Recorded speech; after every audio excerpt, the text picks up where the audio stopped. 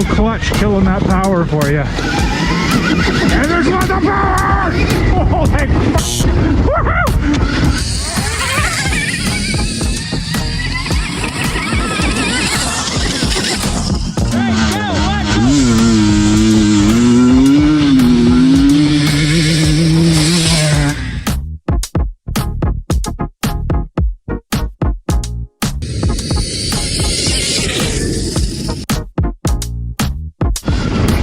Oh my lord! So much power! Holy fuck!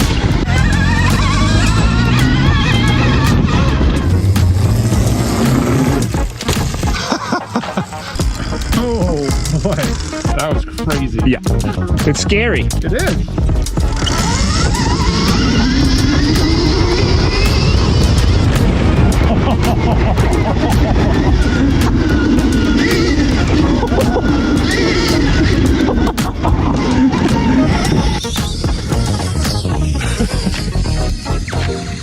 Oh man.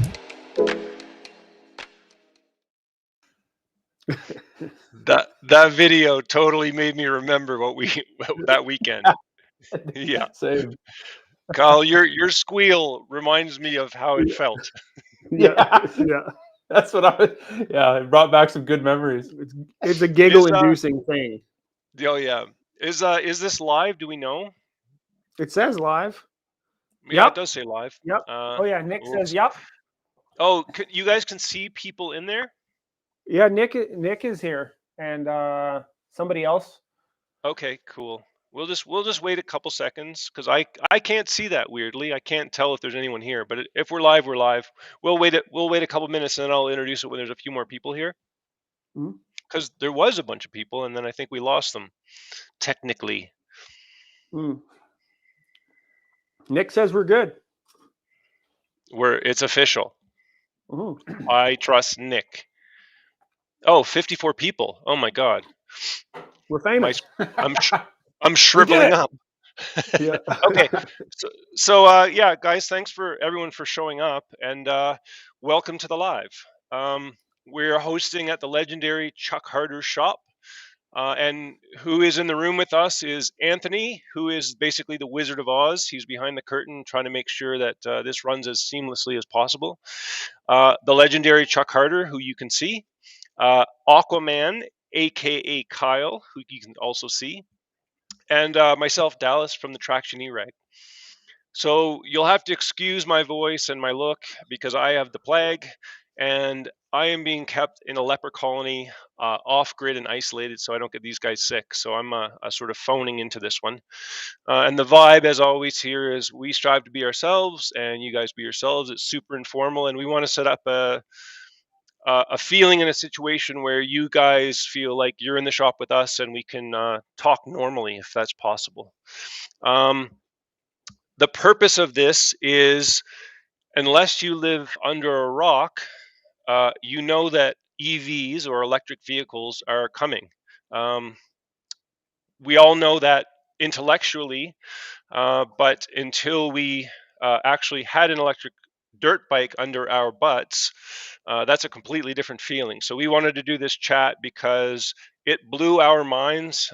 Everyone here is a dirt biker most of their lives, and riding electric dirt bikes just cracked open a whole bunch of things in our mind that we didn't even think about or know that was there. So we're going to talk about some of those things today. A big shout out to Outlaw Motorsports and Kamloops. They were the ones that gave us the bikes, and the bikes that we had for, I think, 4 days. It was like a long weekend. They gave them to us on maybe Thursday, and we'd return them Monday or Tuesday. It's two Surons. So the Suron Ultra B and the Ultra B Suron, just so you know, or if you don't know. Suron has 3 electric dirt bikes in their lineup. The Suron Ultra B is the medium one, so it's in the middle. It's a little bit undersized. Then we had the Suron Storm B, which is a full-size dirt bike. These are both, in my opinion, trail bikes, and most people know the name Suron by now. They were first into the market, and they're definitely making inroads. And then The final thing we had is we had a Stark Varg. Outlaw Motorsports, they do Sur-Ron and Stark Varg. They have them in-house. So the Stark Varg is a Spanish full-size motocross bike. When I say full-size, I feel like it's truly a full-size bike. Like when you swing your leg over that, it feels like you're on a real motocross bike. Stark Varg, just so you know, is Swedish for wolf, because I wondered what that was. What is Stark Varg? And it's Swedish for the word wolf. So without further ado, let's talk about the future.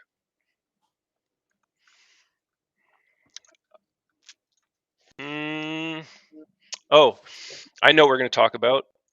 So Kyle, you can open up.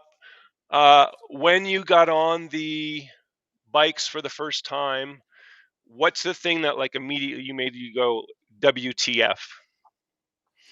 The lack of any kind of sound, like aside from motor sound, but like mechanical, any kind of sound. Is this the first time you've ever ridden an electric bike? Yes. Okay, so you've never ridden on anything electric No, before? Okay. nothing. I have, so it's a little different. Yeah.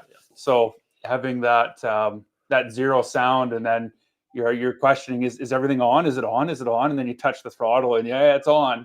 And then you take off, and you can hear the electric motor a bit, and you hear the chain, but it's just building power, and it's otherworldly.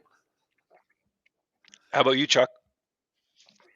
Well, I've ridden electric bikes before. I've ridden a whole bunch of EMs. So back when I worked at Lang's Off-Road in Ontario, I rode lots of electric trials bikes. And then also when I was at Outliers, I got to ride the new EM, which has a clutch, but it's still a trials bike, or based off a trials bike. So I was used to how the electric power comes on and how sudden and how responsive it is. But the Stark Varg doesn't feel like anything like any other electric bike than I've ever ridden. The Sur-Rons, it was like with the Ultra B, it was pretty similar to like kind of the long range, their EM's trail bike, very similar to that. The Storm B was bigger and heavier than the EMs that I was used to. But the Stark Varg, it's a whole different category. Like the Stark Varg, like you said, it's a real dirt bike. It feels like a motocross bike. The typical characteristics that I would expect when I get on a motocross bike, so like tall, stiff, rigid, aggressive, bars rolled back, 19-inch wheel, all of that, narrow seat, all that stuff is exactly what the Stark Varg is. Cool. For me, my experience is similar to Chuck in the sense that I have ridden EM early versions. I think maybe version 1 of the EM. I had that for like a month and I was amazed. I learned lots. That was really early. That was probably when? 2013, Chuck? I don't know when the first EM was, but probably. So I do have some experience, which I've forgotten. That's years ago. But for me, when I swung my leg over that electric bike this time, I immediately was confused because I didn't understand how to turn it on. Like it just nothing made sense. The controls made no sense. Am I still here? I think we're having a technical. Yeah, okay, a little glitch, but you're back. Okay. So I looked down at the foot pegs, and there's no controls at your feet, which was weird. And then I realized that the front and rear brake are your hands, and then it started to make sense. But like that was like immediately jarring, and I was super happy. So you didn't have any coaching like on the bike? The bike just kind of showed up, and like nobody told you how to ride it? Nothing. Oh, okay. Yeah. So I felt the same way when I got on the Stark Varg. Just like, oh man, there's still no foot controls at all. The brakes are in your hands, and that makes me happy for lots of reasons that I'm sure we'll discuss. Mm-hmm. So yeah, speaking of controls, that was my big jarring thing. So let's talk about controls. It's basically like a bicycle set up like a dirt bike. So your rear brake is on your left hand and your front brake is on your right hand. And what did you think? Because for dirt bikers, that's a big departure from normalcy. Mm-hmm. How about you? It is definitely a little different. It's obviously nice, like the front brake is still in the same spot. So, and that's the really critical one that you don't want to accidentally grab. So that was good, but yeah, it definitely did take a little bit to get used to for the lack of foot controls, both with the brake and the shifting. Like if you were getting a little hot and heavy and you came into a corner and you weren't thinking about it, you might go for the rear brake and blow the corner because you missed that 1 second window where you had to be on the brake. Right, Chuck? How about you? Yeah, I have a lot of thoughts about this. And well, I feel like the place to start is that I did not have much trouble getting used to the rear brake being at my left hand. Like Kyle said, like at first, you know, in a bit of a panic situation, yeah, a bunch of times, like my foot went down and the bike didn't stop. Instinct. Yeah. When lizard brain takes over, then yeah, but that's just a bit of muscle memory, and I'd say like towards the end of a full day of riding, it was like I was getting used to it, and I was starting to get to the point where I could modulate the rear brake with my finger, and that is a definite advantage, I would say. So I'm about to pull my pants down. Again, Most people don't know this, but I have been riding a left-hand rear brake since probably 2012 with no clutch. with no clutch whatsoever. And that's a long story that I don't want to get into right now. I will, of course, but not now. I will tell that story. I'm planning on making a video about that because I've always believed when I made that transition to a left-hand rear brake. Now, I needed a recluse clutch, so that's part of that equation. But I have had no rear brake lever on my bike since 2013. I'll say 13, I think. So riding like that for so long, it made me realize that these fine motor skill things up here attached to our wrists are excellent at modulating front and rear brake. Mm-hmm. And when I saw that in the electric bikes, I thought, oh, the future is going to be brakes on the handlebars, both brakes. Now, I don't know if that's going to be the truth or not. Like that's going to get shaken out over the next, I don't know, 5 years. And maybe EM have already figured out the way it's going to go. I don't know. But yeah, I was super happy. I love my rear brake on my left hand because it's more precise. And when I'm turning to the right, I don't have to worry about a thing because I have my left hand rear brake right there. So yeah, I was super gloaty and pleased to see those levers there. Whether I'm going to be right long term, who knows? But that was my opinion about the controls. Well, we might as well do just like set up a wager right now, because I don't think it's going to be that way in the future, and I know you love that the left hand rear brake and no clutch thing, but I think that motorcycles have evolved this way for a set of complex reasons that most of us don't know or understand. And like when I think about European bikes, like the early Bultacos or like the Nortons, some of a lot of the British bikes, they had a shifter on the right, and some of them had GP shift, but everything kind of morphed into what we have today. And I think that there are reasons for the controls being the way that they are beyond what we normally think about. Yeah, Kyle, what about you for controls? Any comments? I after some riding for a bit, I was pretty used to it, and I feel like if you spent a bit of time, like we only had a day on it, and I felt like I was getting used to it. So if I had the bike in my possession for long term or actually owned it, then I don't think it would be an issue for me. I felt like I was liking the way that we were riding, which wasn't super technical. It was pretty open and flowy stuff. I liked my feet being nice and planted. I didn't have to shuffle them around for shifting, and because we don't even think about it, but when we're shifting and braking, we're shuffling our feet around a bit, and our whole leg, really. yeah, exactly. So having that planted feeling all the time, and like you had said, I think Dallas about or one of you about dragging the rear brake a bit, like not even letting off the gas fully or grabbing the brake fully, but just slowing down that rear tire a bit with the brake, even if you are still a little bit on the gas. I felt like it helped you change directions. Like you can reel it in and pivot, not the right way to say it, but pivot on the rear end, kind of, because the rear end is pulling you back, slowing you down, but not locking up.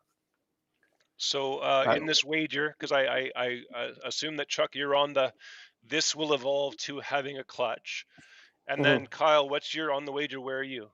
Like the future of this, what's it going to look like?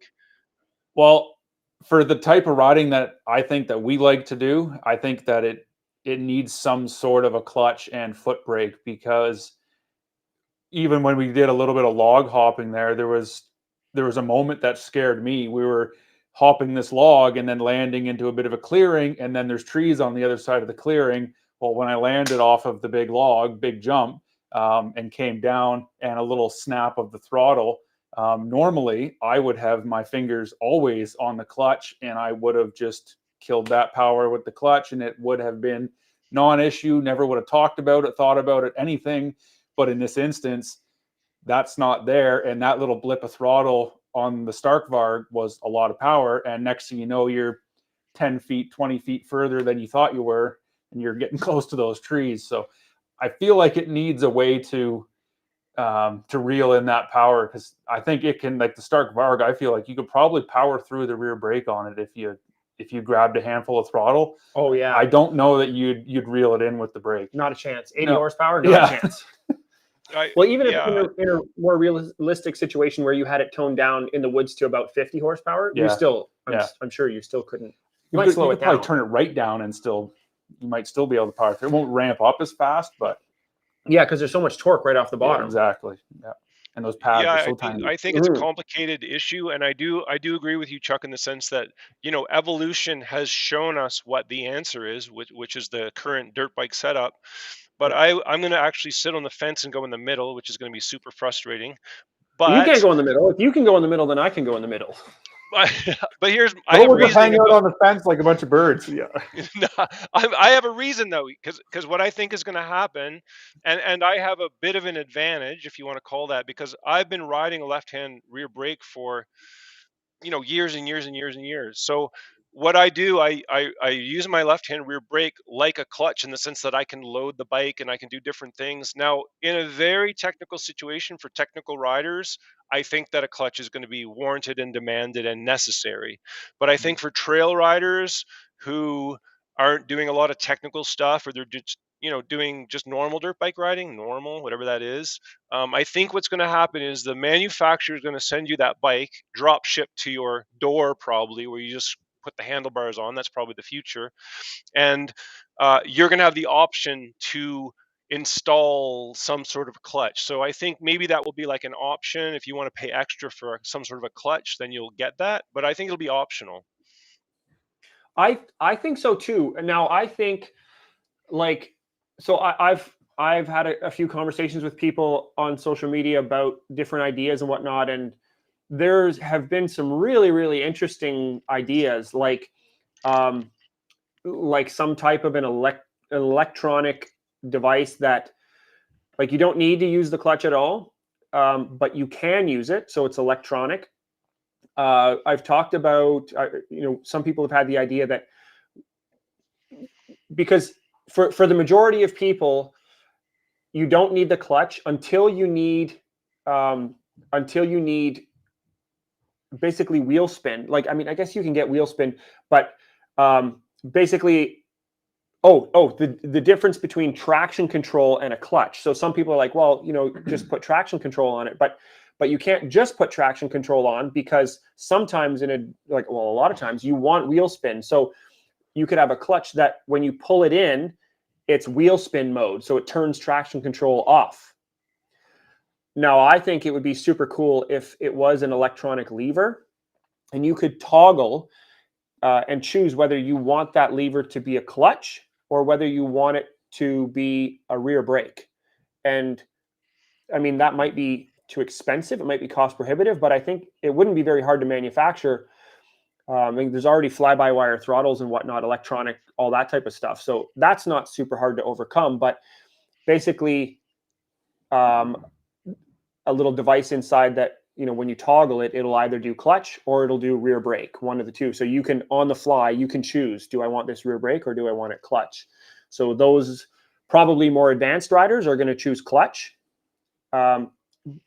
And less advanced, like probably up till intermediate riders would probably choose a rear brake. But then the question is an electronic clutch or is it a real clutch? And I think a real clutch is actually warranted, and in some situations, I don't think that's ever really going to go away totally. Yeah, I think that's probably the way it's going to evolve, because if you look at almost every consumer-based situation, everything is getting segmented down to get exactly what you want, and there's all kinds of choices. And when they start drop shipping and cutting out middlemen, they're going to have the ability, I think, financially, economically, to do those types of things. So that's probably where it's going to go. Now, I feel like we're really going down a deep hole here on levers, and I don't want to spend too long doing this. Go ahead, Kyle. I had one more thing to add there. Okay. One of my thoughts on the clutch with the electric, and I can't be the first one to think of this, is on our normal dirt bikes, I talk about you're not always taking away all the power with the clutch. You're just modulating your power. And say you set your throttle and you know, that throttle would normally give you 30 horsepower, but you only need 20. So you're modulating with your clutch. So what if the electric bikes, if they had an electronic lever, and it just dumbed down the power to the point where if you pulled it all the way in, it's no power, because the electric motors make torque instantly. So as soon as you let it out, it would be like the bike's already spooled up because it already makes power instantly. So if your lever just kind of modulated the power output, like overriding, I guess you could kind of say, overriding the throttle. I wonder how that would do. Because like for me on that instance where I hopped the log and landed, if that was the case, I would have killed power no matter what my throttle was doing, and life would have been grand. And that's super cool, but then you can't have a left-hand rear brake. Right. So then but then like we were saying, you need the pedal. So you could have an option. Like I like that idea. You can have an electronic clutch like that, and I'm sure with a bit of R&D, it could get really, really good. Yeah. And you could toggle from an electronic clutch to a hydraulic rear brake. Yeah. Or maybe an electric rear brake. Who knows? Bluetooth rear brake. So before we get trapped, I have one thing to say about the lever situation. Damon is in the comments. He made a good comment about the idea that a synthetic clutch, and that's sort of like, I think that traditionalists are going to have a difficult time with EVs if they're stuck on tradition and dogma. But if you're open-minded, who cares if it's synthetic, if it's electronic, if it's fly-by-wire? It doesn't make any difference.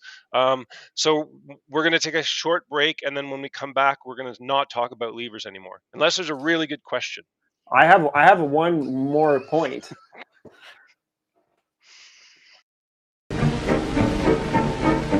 What the hell is an eRag?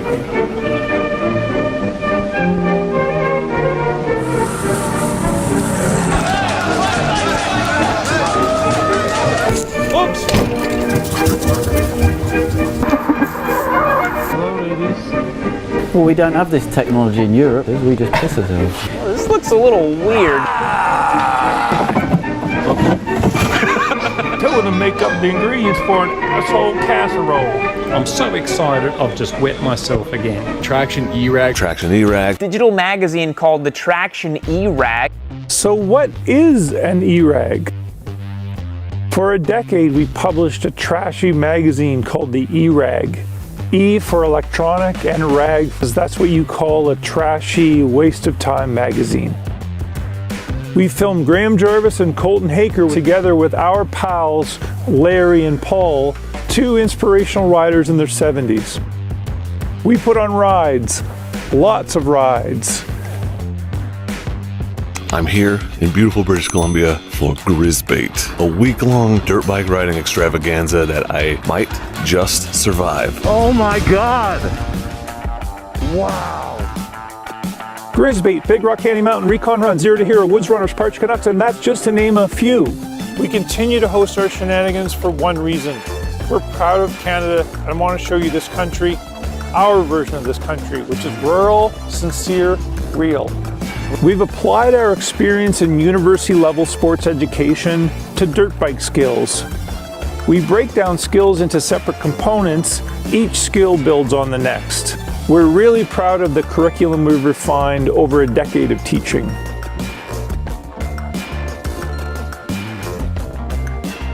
So what do you think? Come play with us in the BC mountains and we will show you the time of your life.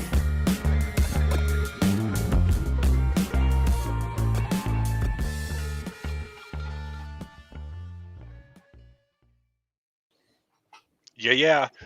Come riding with us. We're doing stuff in the spring, as that just said. 80% full on most of the weeks, but if you're interested, now's your chance.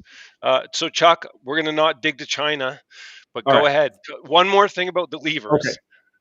So manufacturers, and a lot of what happens in the sport is driven by racing. And safety is a huge factor. And I don't know exactly, but I have a feeling that's probably a lot of what happened with Taddy Blasuziak not racing the Varg. And I have a feeling that some of the other manufacturers may have been complaining about the safety of not having a clutch and the fact that you can lay the Varg down on the throttle side, jam some dirt in there, and that 80 horsepower potentially can, the bike will run on its side and there's no clutch to grab. If that throttle is sticking wide open, you have zero safety. Mm-hmm. I agree with both of you that there will be something implemented for that crowd for sure. And I don't know if this analogy makes any sense, but when cars first appeared, I'm sure all the horseback riders didn't like it because they couldn't steer with their ass cheeks. So I feel like there will be some us humans will have to go through some adaptation, if that's the right word, when we get on EVs. I mean, you both, Kyle especially, because he was an electric virgin. So Kyle hopping onto that bike, he said he made the adjustment in about a day. But we're going to talk about that too, because I have a great story about what happened when we went riding that day to film. Yeah, exactly. Yeah.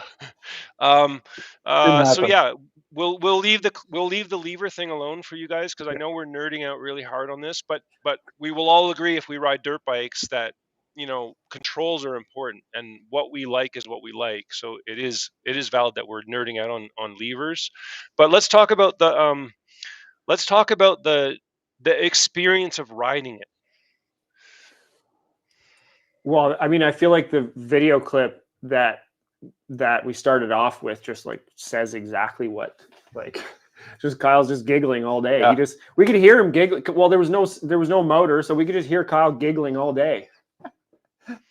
I love a lot of horsepower. Like if I can have lots of power on tap, like I normally ride a CR500. So like that power on tap and the way that it built its power. It doesn't build it. It's just there. It's always there. And it's always on the pipe. It's like, and like the 500, I wouldn't ride it on the pipe. That would be crazy. I would wear myself out all the time. But it's like this bike these bikes are just always on the pipe. They're always ready to go. Don't have to slip the clutch and build power, or it's just there. And the lack of rotating mass in the motor and everything, I feel was noticeable in moving the bike around side to side and just weaving around quickly. And the bike is all of the bikes are on the heavy side for the size. Yep. Although not very much. And I don't know, are we giving away exactly what they weigh? Because we know exactly what they weigh. I can't remember, but if you know, go. It doesn't matter. We We weighed have it them. written down. So, but I know Yeah. that I was surprised that like it's not unreasonable at all. But No, yeah, for they're in the wheelhouse. yeah, so for what they weigh, like they are very that Varg especially is very flickable. Like And it's always that weight. It's not like full tank of fuel and low tank of fuel. It's always that weight, and Yeah. that fuel tank sitting up high isn't there. no. I feel like the weight it feels like it's up high, but as soon as you ride the bike, and I mean, people always say this, like, oh, it's 280 pounds, but it doesn't feel like that when you're like, but it's a little different with the Vargo. Like, it doesn't feel. It feels a little heavy when you're going slow, but that power is just incredible. Yeah, I agree. I know it's a cliche to say the idea that it doesn't feel like what it weighs, but in this case, I felt like that was true. Like once you get these bikes moving, I didn't like it. They didn't feel heavy to me. No, I feel like the Storm Bee felt the heaviest. Yeah, I think that. Yeah, definitely. I could say that. But I mean, I feel really fortunate that we got to use the Ultra, the Storm, and the Varg to really compare. And like you like the Storm quite a bit, right? Yeah, I started out on the Storm. Yeah, and you had mentioned that it was the least favorite of the three bikes. Yeah, and I had a blast on it right away. It was no drawbacks to me. And I like the Ultra a lot better than the Storm. Yeah, but I noticed, especially like both of the Surons compared to the Stark, the sound, like the sounds you heard when you rode it, the Surons sounded cheaper than the Stark. The Stark sounded like a solid machine that was well thought out and every little thing was taken care of. And the Suron stuff, not that it is, but it just sounded like you just hear things clunking and plastic, and like there was things that you heard other than the chain, because you're not going to get away from that. And it just the Stark just sounded more solid. Yeah, and with the Storm Bee, I like a couple of times I stopped and like, what is making this sound? And I was like, I thought it was like an upper shock bearing or something, but all the bearings were tight. It was fine. It was doing everything it was supposed to do. But the Varg, you're right. Like the Varg, you can hear like the chain, the tires. You can hear like the motor whine. Yeah. It has a cooling fan. Yeah, we can talk about the noise issue or lack of issue. What it surprised me in both ends, which is it surprised me how quiet they were when we were all traveling. Like we were just putting along and we were having a conversation. We would not even stop. We'd just be talking as we're moving. And I thought that was fascinating and weird. But when I was filming and you guys were on it coming toward me, I could hear the bikes from a long way away, way further away than I thought. And it sounds like a swarm of bees coming, like a high pitched whine, like maybe a swarm of mosquitoes, like very high pitched whine. And I could hear it coming in the distance when you're on it, Yeah, I remember. I think you and I were having a conversation about it, and like from quite a ways away, you could maybe it was while you were riding around in the pit there, like when you were like way over by the trees, we could still hear it. Sounds like an RC car, loud RC car. Yeah. And it's like, well, it's louder than a drone. Like you can hear a drone. Yeah. But it is. I feel like it's just because it's high pitched. So it is. It's not loud, but the sound seems to carry. Yes, there is sound, but overall, I think it's safe to say that the electric bikes are going to change things of riding areas and complaints and how people perceive us. I think although they aren't silent, they're a lot better than what we currently have. Yeah, and it's certainly less intrusive. Silent but deadly.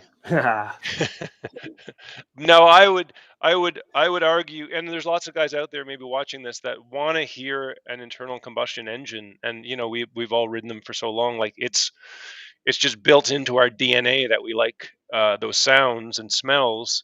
But in the big picture, for the betterment of the sport or the longevity of the sport, maybe it's probably better that we're going to go electric.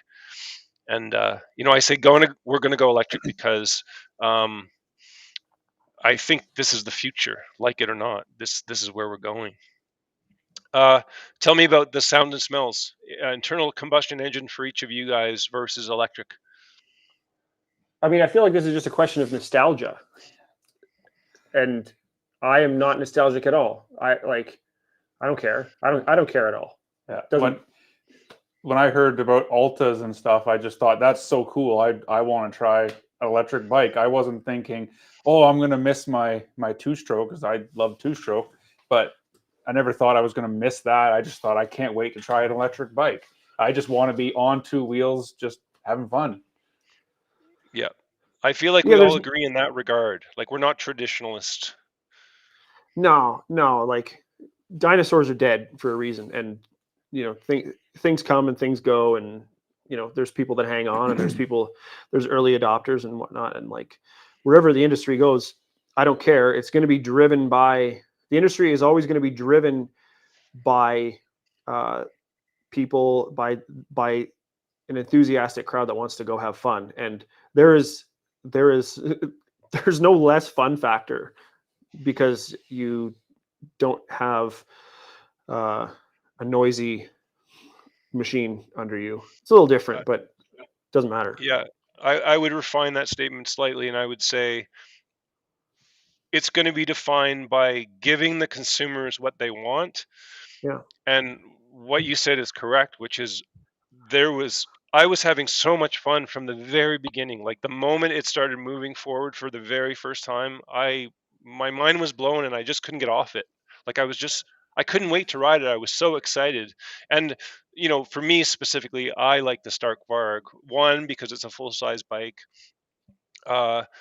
And also, to what Kyle said, the fit and the finish and the overall package of the Stark Varg felt very, I don't know, just more refined than the Sur-Ron. The Sur-Ron and I hate to disrespect Sur-Ron, but it didn't feel as together. It felt cheaper, but that's because it is, and we have to assign price to that because it is cheaper. What's a Sur-Ron worth? And we'll talk Canadian dollars. Anyone know?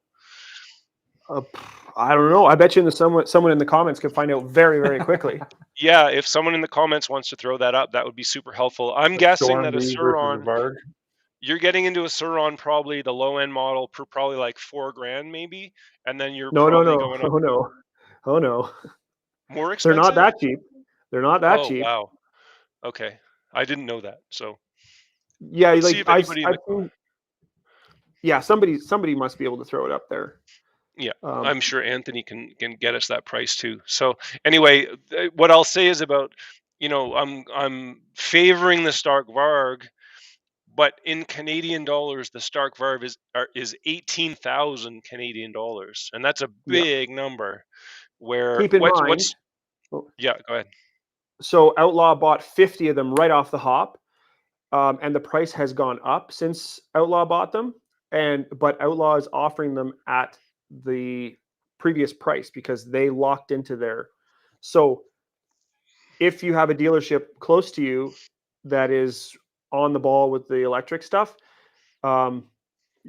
you may be able to get it for the old price, which is significant. Stormbee, $12,000. Yeah, I'm seeing Moto Mining threw up 8 to 10K. Now, I don't know if that's USD or Canadian dollars, but I appreciate you pointing that out about Outlaw, that the fact that they bought them at a locked-in price, and they're probably offering those for sale at the lower, not increased price. Yeah. I talked to them, and they told me that because they bought so many at the previous price, they're able to be more competitive with the pricing. They're on it with the electric stuff. There's no doubt about it. Yeah, but the Stark Varg, me ranting about how it's like I liked it because of the fit and finish. That's $6,000 worth of fit and finish we're talking about. That's like, yeah, but you have to be well heeled. But $12,000. I mean, like I'm a big fan of the Sur-Rons, but if I was going to buy a Sur-Ron, I would buy the Ultra B. I haven't ridden a Light B, but I think the Ultra B is where it's at because I'm not buying a Sur-Ron to replace my dirt bike. I'm buying a Sur-Ron to go to the store. I want a milk crate on it. I want to like, this is something that I feel like I don't have to wear a helmet riding and definitely should. That's what the Sur-Ron is. The Starkvarg, no. Like Starkvarg, totally different category. It's a perfect segue to what would you use these for? Like if you were serious about purchasing it, you're saying like, oh, it feels like a toy, and it's not going to replace my dirt bike. What would make an electric motorcycle dirt bike replace your dirt bike? What's it going to take? What do you think? Ooh, if you're in an area where regulations are really tight and or you're indoor tracks and Or if you live in a city yeah, and you don't have access to trails or a track. yeah, exactly. There's going to be a lot of places, and the closer you get to the city, the more population density there is, the more chance that you're going to have those regulations and more population. So the chance that could grow quickly when people start to really get in with that, they're going to say, oh, well, I can still go have fun on my dirt bike. It's electric. Yeah, that's a great point. And just for clarity for everyone who's watching, the three of us live in a place where we ride out of our house, and we can ride as much anywhere we want to go, and there's very little public pressure. So Nobody cares about the noise here. No one cares. So I mean, we're not urban guys. So if we were, I would definitely be considering an electric bike. Like that would be high on my list of priorities, because I would want to ride, and it's the sound of a internal combustion that's not allowing you to ride in an urban area. Yeah. One more segue. I think this is a super interesting topic. Chuck, you mentioned it. You want to go pick up some milk with your milk crate on the back and get the mail, and it doesn't feel so, and not wear a helmet. So you're telling me that you don't feel, it feels like a toy. And yeah, Kyle is nodding as well. I have a story about that. Kyle knows what we're talking about, but let's talk about the idea that it feels like a toy. And especially the Sur-Rons, one of the things that come to my head was that, well, these Sur-Rons felt like a toy, and the Starkvarg felt like a dirt bike. It didn't. The electric side of it, still the sounds and everything. Just I keep saying RC car. It just reminds me of like a Traxxas RC car. But the Sur-Ron stuff, where you said it's $6,000 worth of fit and finish, makes sense. But it felt like I was riding an RC bike versus an actual dirt bike. Yeah, I feel the same way. The Sur-Ron to me is like, it's like my wife's 150. If like when I want to go, if I only have one kid to pick up at school, I'm taking the 150. Like that's what we do. If we're going chasing cows, I like to be on the 150. It's small and light, and I can like kind of pick it up if I need to, or like, it doesn't overheat. There's just no drama. It's convenient. The suspension, I'm gonna override the suspension before I override the motor. Any of my kids can ride it. It's just a play bike. So I agree in Sur-Ron specifically, because when you get on the Ultra B, which is the middle one, it's small. Like the percentage of the frame size is smaller, so it feels like a toy because it's smaller and narrow, and like it feels between a mountain bike and a small dirt bike. So that is what adds to it feeling like a toy. The Sur-Ron Storm B, which is one step up, and their largest model, which is a full-size dirt bike, which I don't think it is a full-size dirt bike exactly. I'd say it's like a CRF 250F. Yeah, that's right. And then the Starkvarg to me felt like a real dirt bike. The ergos and the seating position and everything felt real. So I didn't think of the Stark Varg as much as a toy, but I still had that feeling that it's not going to hurt you because there's no noise to give you any warning. So my prediction is that we're going to go through a period of time where these electric motorcycles, these dirt bikes, are going to hurt, maim, and kill uh, a whole group of people before this gets sorted out, because the Stark Varg has 80 horsepower. And if I'm a young idiot, I'm an old idiot right now, but if I was even younger, I'd be more idiotic. And we're keeping that on 80 just because we're insane and, but we're going to hurt ourselves. And one more story, and I'll get you guys to comment. We went riding to do some filming, and I was at the back on a combustion engine, the 23 Honda 250RX. And then these guys, Chuck, I think you were on the Stark Varg leading. I don't know what story you're about to tell, so I don't want to assume say so. I don't want to say the location of where we were, but when we were over to the west, Yeah. When we went out for that day, with Mason was with us. Young Mason's 14. He came with us, and I think Chuck was on the Stark Varg when we pulled away. What were you riding there, Kyle? I think that was right near the start, and I was on the Storm, the bigger Suron. The Storm, right. And then Mason was on the Ultra B, the smaller bike. That's how we started out that day. Yeah, and I was watching you guys and reading your body language, and with Kyle, even with you, Chuck, it was like reckless abandon. Like we went down into some crazy ditch and went up this crazy thing, and I was just like, everyone was just like drunk on joy. And I could see it in your body language, and like the things that you guys were doing on the bikes is not a typical, like when we're gonna, first go for a dirt bike ride. And then it was probably, I don't know, less than 5 minutes into the ride, Chuck departs off the ridge and goes swooping down into this big ravine super fast. And, Chuck's been riding the Stark Varg a lot more. Kyle's new on it. Mason's brand new on it. He hadn't really ridden it. And he hadn't ridden it, but he did. He had already broken the fender off of it. Yeah. I hope Mason's watching. If he's not, he's going to see this. But Kyle, you ate it hard, and I've never seen you eat it like that ever. Kyle can ride, and he's right. He's a lifer. He's been doing this for a long time. But what happened? Like, what you explain?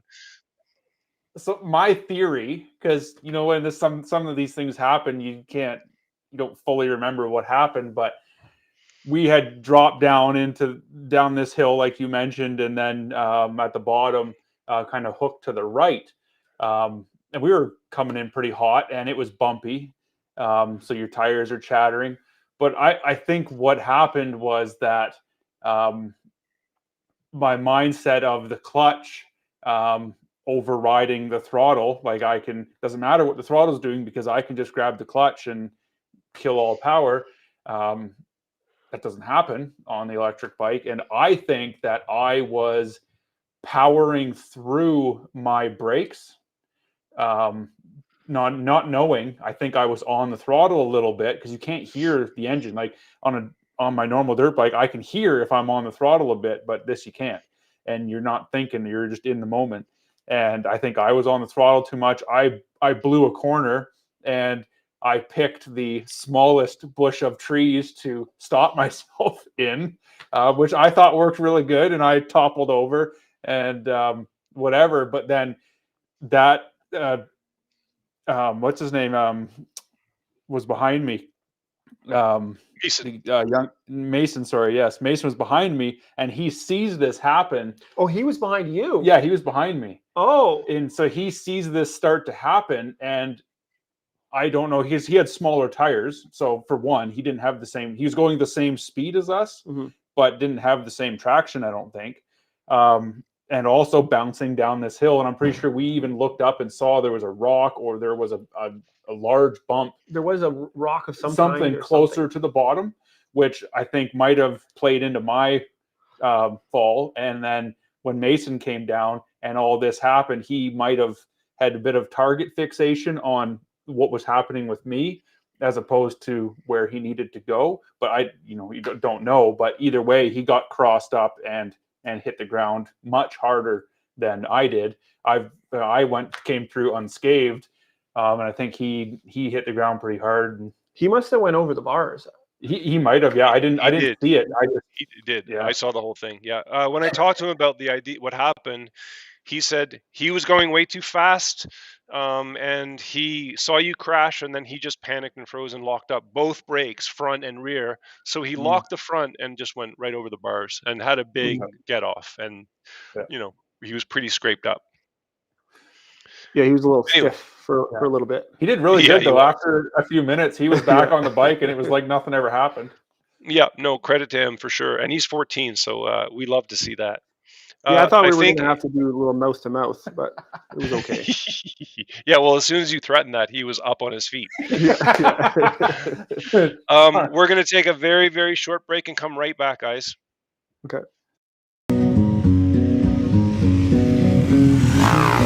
One evening late, the sun went down, the blazing fire was burning.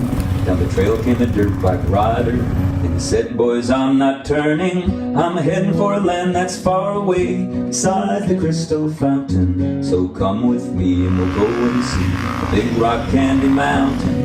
In the big rock candy mountains, there's a land that's fair and bright, where the filters grow on bushes, and you sleep out every night. Where the single track is empty, and the sun shines every day on the birds and the bees and the big fir trees, and the old rock pile makes the rider smile in the big rock candy mountain.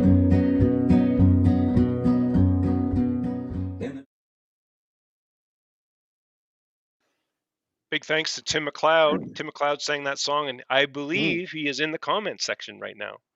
Oh, Ooh. Yeah. Timmy. Anyway, thanks. he's got Tim. nothing better to do besides shovel snow right now. So I during the break, I wanted to talk about the idea of switching to EV and shedding all of the maintenance of an internal combustion engine. And thoughts. We'll let Kyle go first, and then Chuck, you can talk about it, and I'll just not even talk about this at all. I'm wondering what the long term is going to be like. Like, I haven't looked into what guys are dealing with the Altas, with engine maintenance, motor, not engine, with motor maintenance and gearbox issues, or if there is any, I don't know. But there is still components that can fail and that could require maintenance. Like, is there going to be dust getting into contacts, and now we're going to have high current issues because we have dirty contacts, or like, is there going to be things like that we have to be, is going to be new to us that we'll be taking care of? Like, we're not going to be doing valves and piston and rings and all that kind of stuff, but we still have our chain, and all of our bearings are all still there. But there is still components that inevitably will need some sort of maintenance. That's my thought. As you were talking, I was like, "Oh yeah, you were a service manager." Yes, it was. And I think that's an excellent point. I mean, right away, I'm like, and I've been thinking about this a fair bit. $18,000 plus a regular bike. And talking in Canadian dollars, regular bike is around 12-ish, some a little less, some a little more. So you got about a $6,000 difference. But the Starkvarg battery, they're saying what it sounds like right now is that you should be able to go 250 charge cycles with zero degradation, and the expected practical life of the battery should be well in excess of 1,000 charge cycles. And we know that one charge cycle should get you almost as far as a tank on an enduro bike. So say 2 hours of practical riding, averaged out, less if you're riding moto, more if you're riding trails. So that's at 1,000 charge cycles at 2 hours per.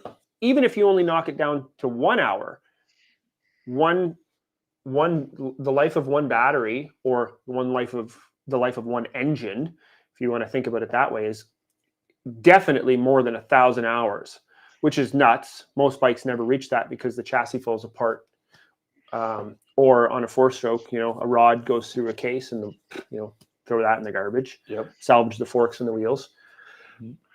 So to me, the cost analysis is hands down, bar none, EV way cheaper in the long run. And I think we're going to start seeing some problems. Like you said, whenever there's a new model that comes out, the dealerships start to see, oh, it's another one of these. Oh, it's another one of these. And we don't know what that'll be. It might be electronic, might be physical parts. But there is going to be a learning curve when it comes to servicing and repairing these. So hopefully the dealer, that's all part of the evolution of a new thing. My only comment about that is, when I had the EM at my house for a month, I kept it in the shed, and it was just plugged in with an extension cord. And whenever I went out I just unplug it and go ride it around for an hour or two.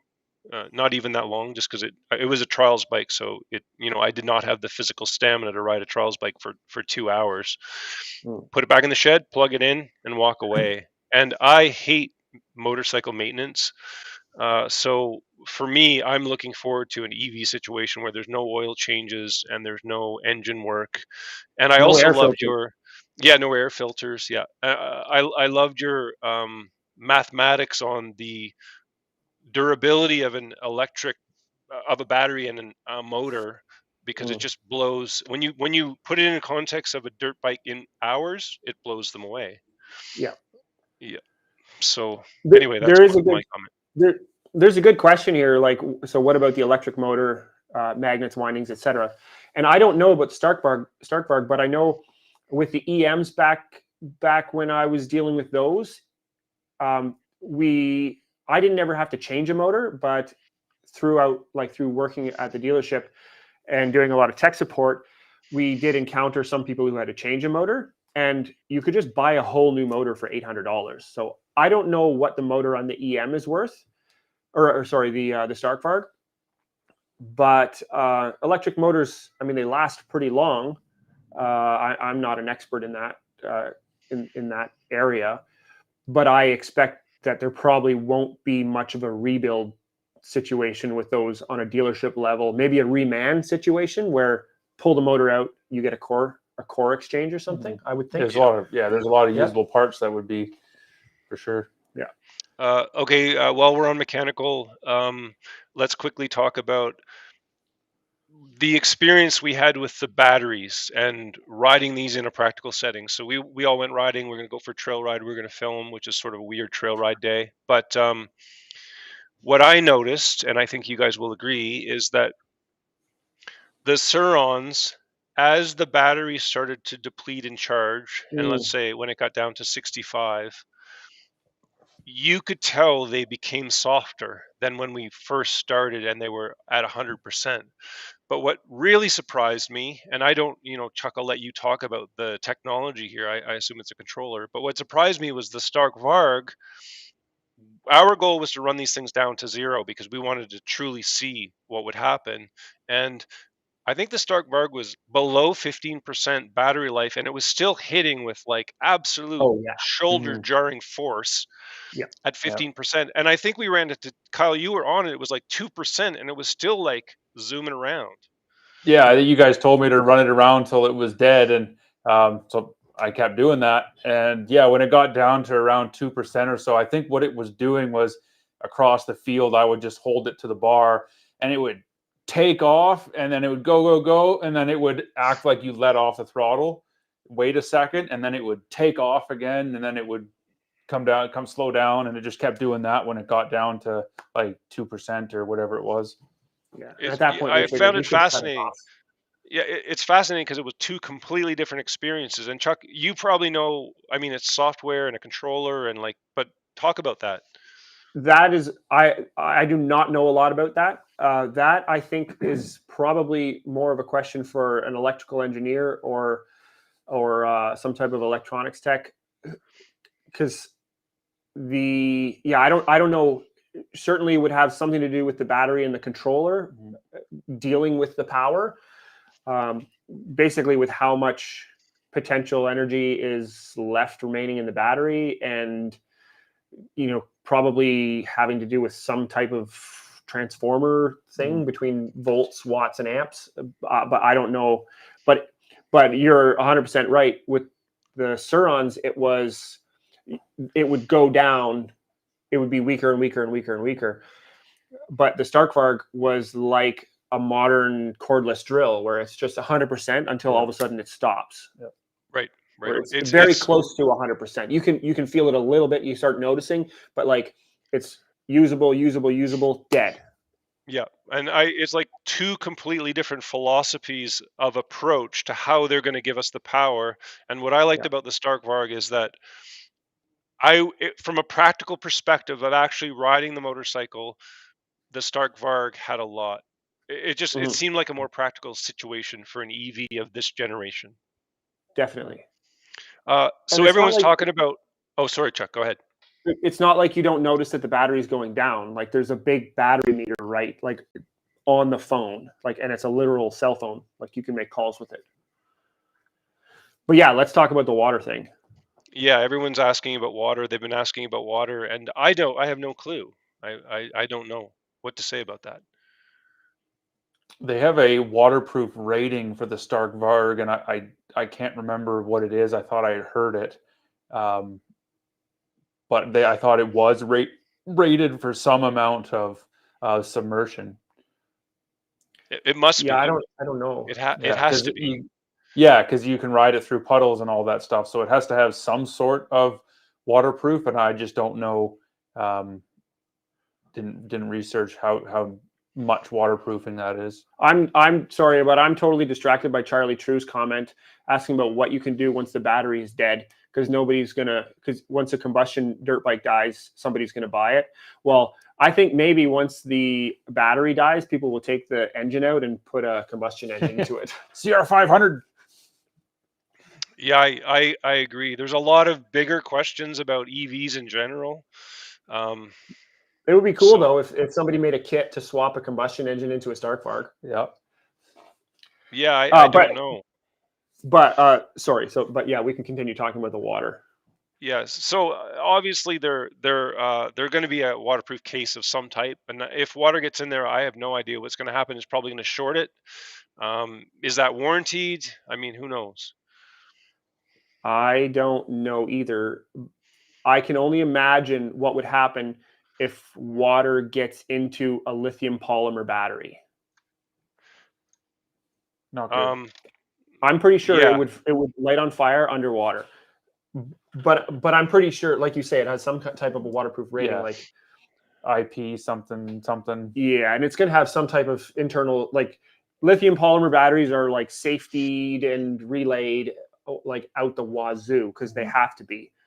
Which, yeah, that's the possibility of a lithium polymer battery spontaneously combusting or combusting after getting into an impact situation, like very much fire.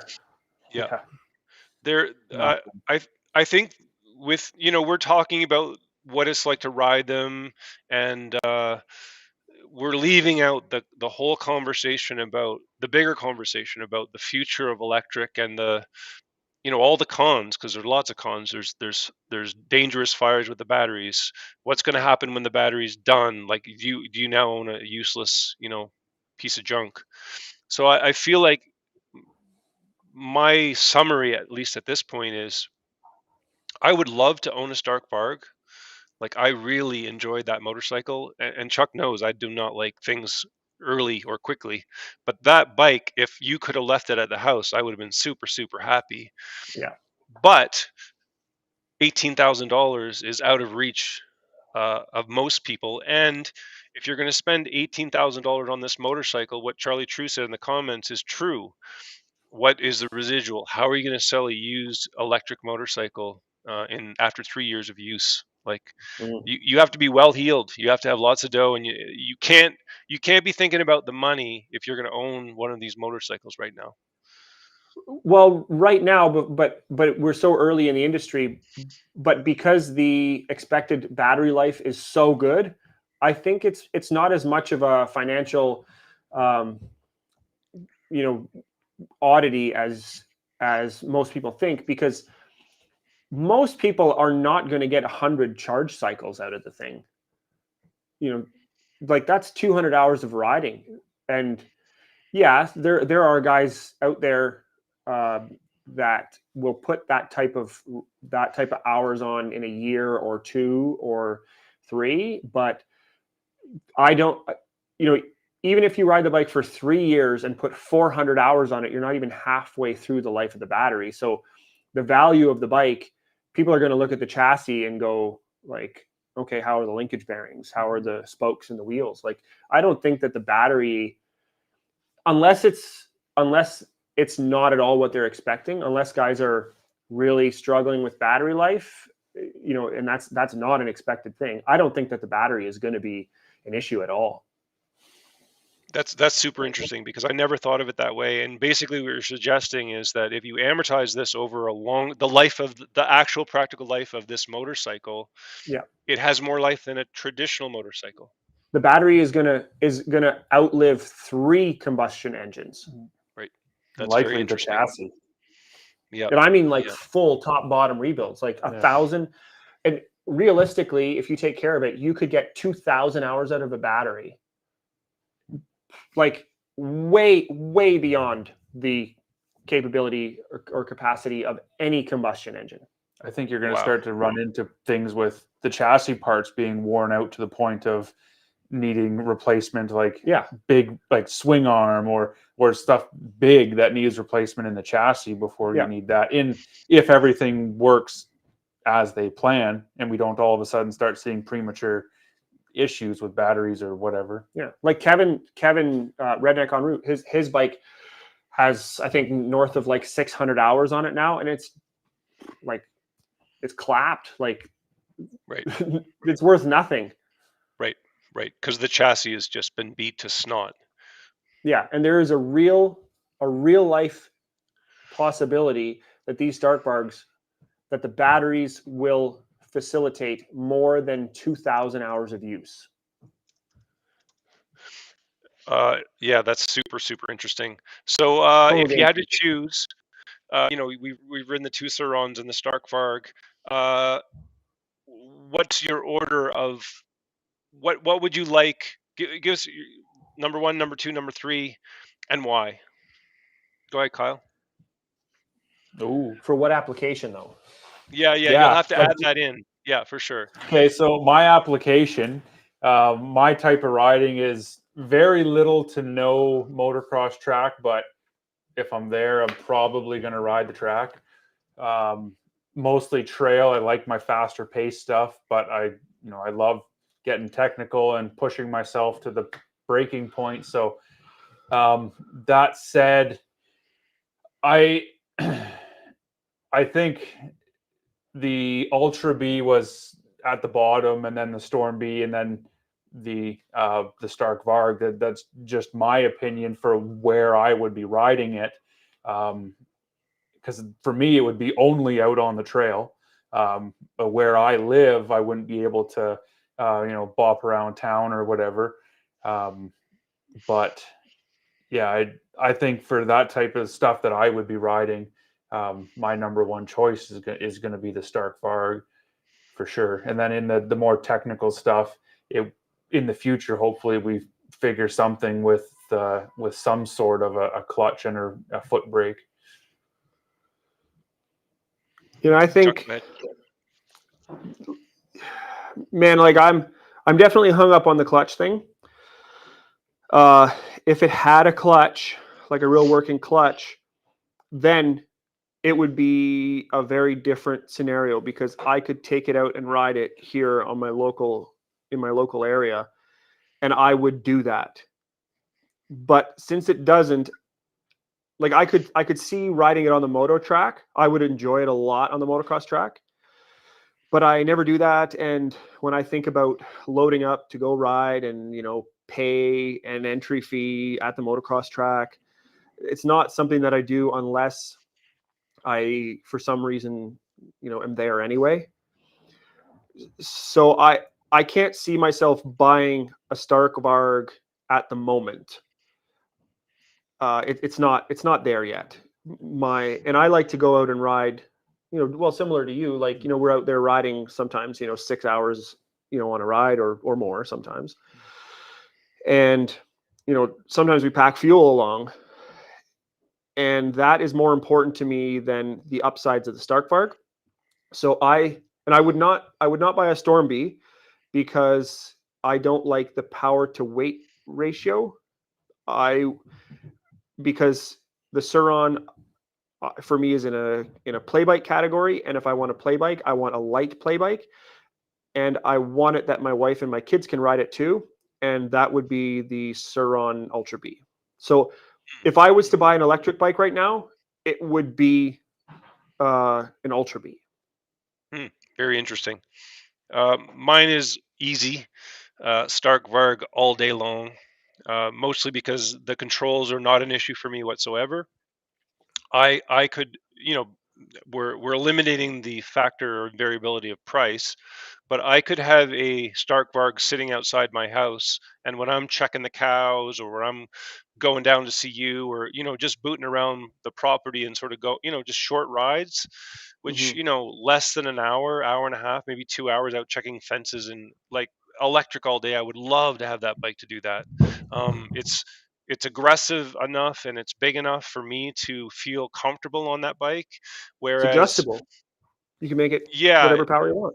yeah, the power is completely adjustable. But yeah, I would like this. The Stark Varg just blew me away.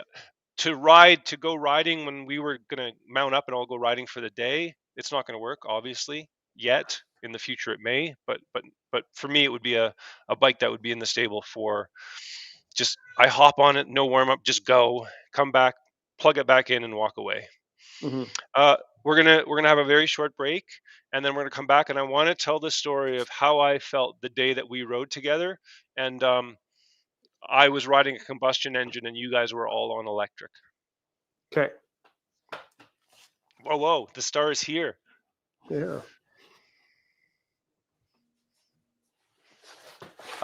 This one. So this picture or image that you're looking at right now is Dork in the Road, and Dork in the Road was with us. He is primarily a dual sport and adventure rider. He calls himself a dork and a noob. We invited him to come along Grisbait with us. We had a great time. He's a very smart gentleman, and he enjoys riding. This year in 2023, he's coming to our place, and we're putting on an event that we think is quite unique. What's happening is we're taking adventure riders and dual sport riders or street motorcyclists who do not have a lot of dirt experience.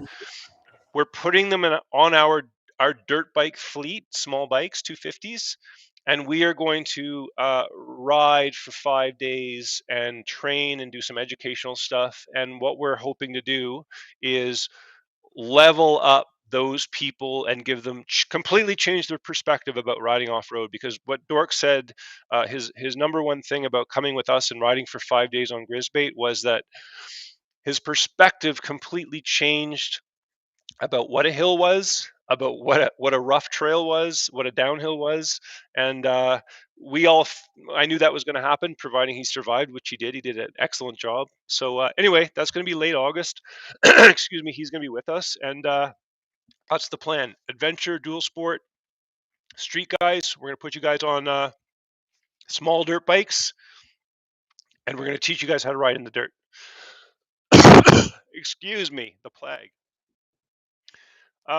The only way to get into that is be on the newsletter. So sign up for the newsletter. We do all our ride stuff, all our announcements behind closed doors, only to our closed audience. So if you want to come along on one of these rides or adventures that we're always announcing, please sign up, because we'd love to have you guys come along. There's all kinds of guys in the comments right now that have ridden with us in the past, and they feel like our family. So anyway, sign up.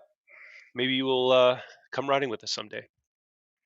Okay, last thing, and I'm not going to drone on and on. This short and sweet as possible. we went riding. We had Mason, Kyle, Chuck. You guys were all on electric bikes. I was on a 2023 Honda 250 RX, a cutting edge cross country race bike. And it didn't take but 20 minutes where I couldn't help but think I was riding something that came out of World War II. That's how it felt to me, because you guys were all together on this plane of existence where you're all in electric. And yeah, it was insane, because you guys you glide into a stop, we're all talking, and then Dallas shows up, ba ba ba ba ba ba ba ba ba ba ba ba ba, and I'm idling, ba ba ba ba ba ba, and the conversation stops because nobody can hear anything with my bike idling. So I kill my combustion engine. It's quiet. We have the conversation, plan whatever we're going to plan, and then you guys just go, okay, cool, and then bzzz, off you guys go, just like that, instantly. Yeah. And then I'm like, oh man, I gotta press the starter, and it's got to catch, and if I had a clutch, I'd have to pull the clutch in. What gear am I in? And you guys were already gone, and I'm just, the amount of time for me to get this combustion engine, it felt like I was like cranking the thing, and it was like Yeah. it really felt way different, way different than the experience that you guys were having. And it was just such a stark contrast. I had to do it. It was such a stark contrast that I couldn't help but think like I'm on something from World War II, and electric's coming, and there's no stopping it. I don't know what the big picture is. There's a bunch of arguments there about what's 50 years, 20 years, 30 years. There's all kinds of, that's a whole other conversation. But I felt like I was riding something from ancient times. Did it feel like I remember when I got my first bike with electric start? It's my 300 XCW. And when you come to a stop on the trail, everybody with electric start shuts their bikes off. Right. And the guy with kickstart, just like he's idling because he doesn't want to shut his bike off. We're yelling at each other's helmet, or like through our helmets. Is that what it felt like, or like? Yeah, it's an excellent analogy, because I remember that time in dirt bike progression when guys were showing up with the electric start, and they were the minority, and they would get teased by the guys to get a real dirt bike or whatever. And then it flipped, where it was the majority of the guys had electric starts, and we would literally be stopping to talk every trail break just to torture the guy that had to kick it. Yeah. So I feel like, yeah, like we're going to go through this transition, and all the guys that are traditionalists and nostalgic are going to scream and yell, and they're going to scream, you'll have to pull this dirt bike from my dead cold ass cheeks. That's my Charlton Heston impression. Yeah, so that's how it feels. It's like we're going through a generational switch. And one last thing I'll say before we go, because we're over time for sure. We had the opportunity to bring these electric dirt bikes down to our very, very good friend and riding buddy, Bruce. Bruce is not 78, but I'll say he's 78, but he's at least 70, I think. And we said, we're coming down, we're bringing the future. He had no idea what was happening. We brought those bikes down. He threw a leg over it. This is a lifer dirt biker. He threw a leg over that motorcycle, and he told me when he came back that he never thought he would ever have that experience in his lifetime. And he was absolutely blown away. And he loved the Sur-Ron Ultra B. That was the bike for him. Mm-hmm. So it's a crazy time. It's a crazy time in humanity and in dirt bikes, in the sense that there's a big technology shift coming. What you were saying makes me think about, so like when I was doing my apprenticeship, I worked on a lot of vintage bikes, and throughout my life, like my uncles drove dirt bikes and whatnot. So when I was a kid, the stuff that I remember is, I was born in '87, but my uncles were riding bikes that were like from the 70s and the 80s. And the progression that happened between say 1973 and 1985, even up till close to 1990, that's often talked about as like the heyday of dirt bikes. And, new things were coming out every year, and, magazines were relevant because, you'd like, what's Yamaha going to do this year? What's Kawasaki going to do to like up that? And like, oh man, liquid cooling, like what, like, and we may be at another point in history where 20, 30, 40 years ago, they're going to look back and be like, oh, that was the heyday. And that's when like progression really took off. Like that's a possibility. Oh, without question. You think of adding AI to these electric dirt bikes and what the capability of a processor could do to traction control and clutching and getting you exactly what you want. It's coming, and it's coming very quickly. And that idea slapped me in the face the weekend that we had those bikes. So I think we're good to go. Oh, Kyle, go ahead. One more thing we never touched on it, and I was going to say something, was the jumping. Oh yeah. At the back of where we were riding, there was a couple of jumps there. I had the chance to use the Stark Let's do it Varg. super quick. Stark Varg and jumping off the jumps, it just it felt very smooth off the takeoffs and very predictable, very controllable. It took a lot of the bad factors for me for jumping out of it. I just felt very comfortable right away jumping it. Yeah. And that's built from the ground up to be a motocross bike. So, that's another conversation. We're not motocrossers, but that's aimed at the motocross crowd. So it makes sense that that's going to feel very comfortable and capable when it leaves the ground.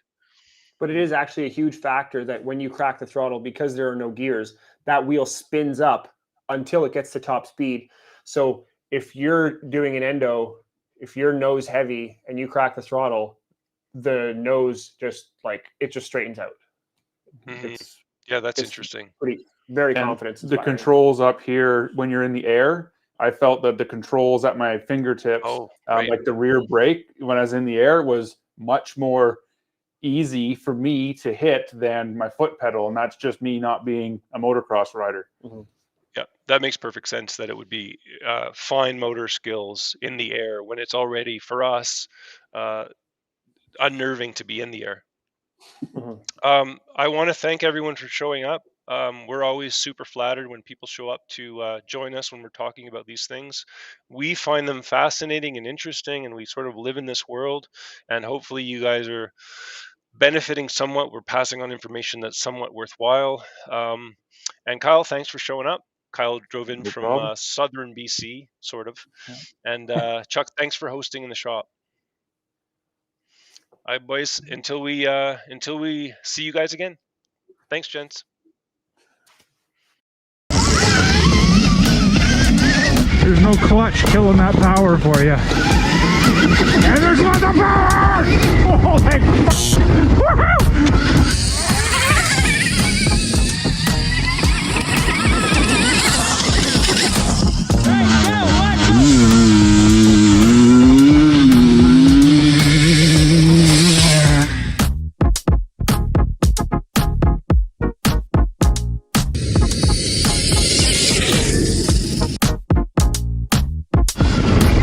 Oh my lord!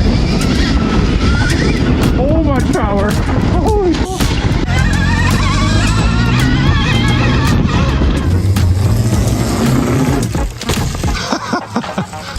oh boy, that was crazy. Yeah, it's scary. It is.